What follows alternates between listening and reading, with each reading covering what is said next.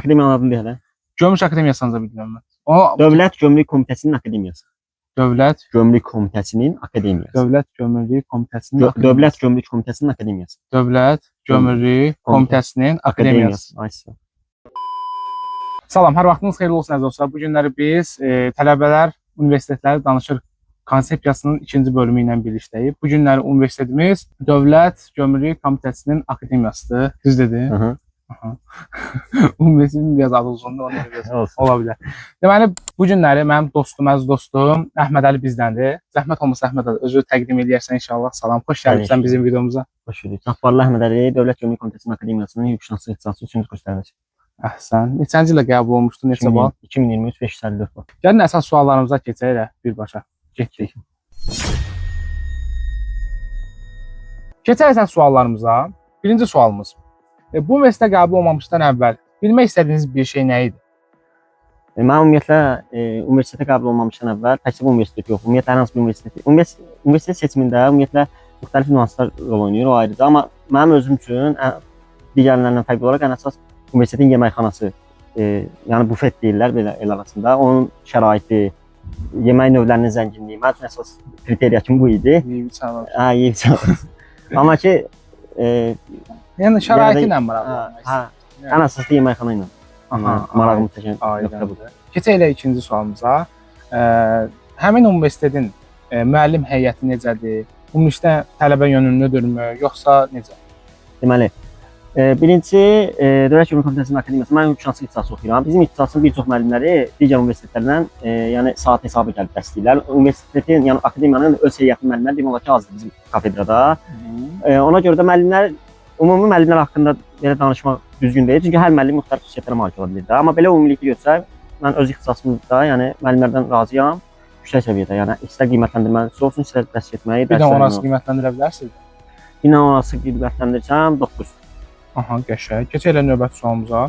Bəs həmin universitetin kampusu ümumilikdə texniki cəhəti necədir? Universitetin texniki cəhəti, mən ümumiyyətlə kampusiyatda bina olsun, şərait olsun. Universitet ümumiyyətlə istər dərs keçmə mühiti olsun, istər qiymətləndirmə sistemi olsun, yəni müasir standartlara tam şəkildə cavab verir. Ümumiyyətlə mən deyərdim ki, Azərbaycanda, optik Azərbaycanda bir 4 dənə, 5 dənə barmaqla sayılası universitet var ki, texniki cəhətdən yəni müasir standartlara cavab versin. Bizdə bir də yəni akademiyadır. Bu da ki, yəni təbii ki, ondan qaynaqlanır ki, akademiya yəni yeni təhsil müəssisəsidir. 2012-ci ildə fəaliyyətə başlayıb. Yəni bütün texniki cəhətdən yəni elektron lövhələr olsun, elektron sistem olsun qiymətləndirmə üçün bütün müasir standartlara cavab verir. Keçək dördüncü suala. Həmin universitetin imtahan sistemi necədir? Yaxşıdır, çətindir, əsasən çətin yoxsa asandır? İmtahan sistemi birincisi deyim ki, tam şəffafdır. İmtahanları biz elektron şəkildə, yəni kompüterdə otururuq, klaviatura ilə yazırıq. Əl yazma söhbəti yoxdur. Suallar açıq tipli olur, bütün suallar. Dediyim kimi kompüterlə yazırıq. Hər sual üçün 20 dəqiqə vaxt verilir, ümumilikdə 5 suala 100 dəqiqə vaxt verilir. Yəni tam şəkildə, ümumiyyətlə bütün otaqlar kamera ilə təchiz olunur. Hər imtahan üçün otaqdan ən az 2 nəzarətçi olur. Yəni qətiyyən köçürmə halı olsun, ya kopya çəkmə halı olsun, qətiyyən yəni mümkün deyil. Sualların imtahan cavabı, yəni sualların yoxlanma prosesi də tam şəffaf şəkildə keçirilir. Çünki müəllim də gedir, yəni elektron şəkildə sistemi açır və qabağına çıxan suallara qiymət qoyur. Yəni qabağına çıxan sualın kimin sualı olduğu və yaxud da hansı sual olması, yəni hansı tələbənin neçənci sualıdır. Elə kimi yəni hallar qətiyyən yoxdur. Yəni eyni zamanda imtahandan sonra apellyasiya sistemi də eyni şəkildədir. Yəni apellyasiyada oturduğumuz yerdən rahat şəkildə evimizdən elektron şəkildə verə bilirik.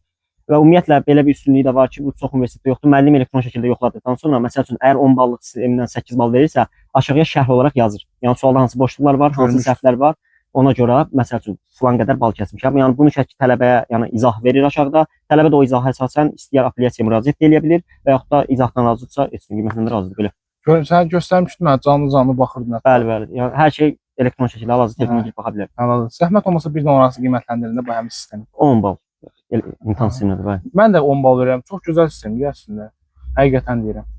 Belə. Keçək elə növbəti 5-ci sualımıza. Bir daha seçim etmə şansınız olsaydı, məhz bu akademiyanı seçərdiniz? Yəni yenə eyni balı yığsaydım, yenə bəli seçərdim. Mən də istərdim. Orada oxumağı o qədər xoşum gəldi. Həqiqətən imtahan sistemi mənim üçün çox önəmlidir. Həqiqətən çox önəmlidir. Keçək 6-cı, sonuncu sualımıza. Həqiqətən bu universitet abituriyentlərə siz tövsiyə edirsinizmi? Gələcəkdə bu universiteti seçsinlərmi? Burada əslində bu abituriyentin öz xarakterindən də asılıdır. Çünki bildiyimiz kimi xüsusi təyinatlı müəssisədir. Yəni daxili intizam qaydaları biraz sərt. Yəni intizam qaydaları var və bu intizam qaydalarına birmənalı şəkildə əməl etmək lazımdır. Ona görə biraz bu tövsiyə olunanda baxır kimə tövsiyə eləyirsən də.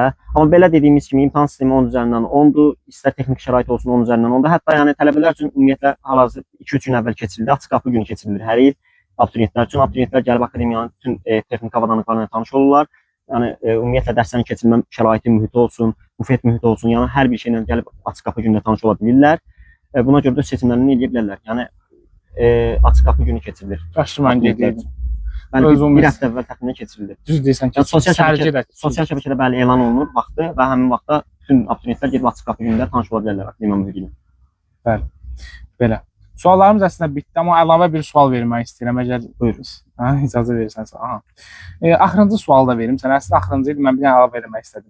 Bu universitetin ən güclü tərəfi hansıdır, ən zəif tərəfi hansıdır? Sən deyirsən ki, bu tərəfi də olsaydı daha yaxşı olardı və yaxud bu tərəfini mən çox sevirəm.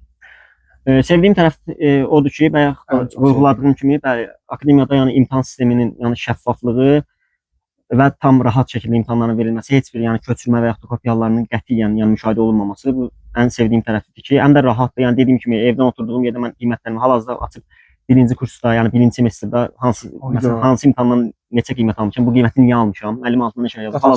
Hal-hazırda indi bu dəqiqə baxa bilərəm onların hamısına. Yəni bu imtahan sisteminin ümumiyyətlə elektron sistemdə imtahanların verilməsi mən yəni bəyəndiyim xüsusiyyətidir. Bəyənmədiyim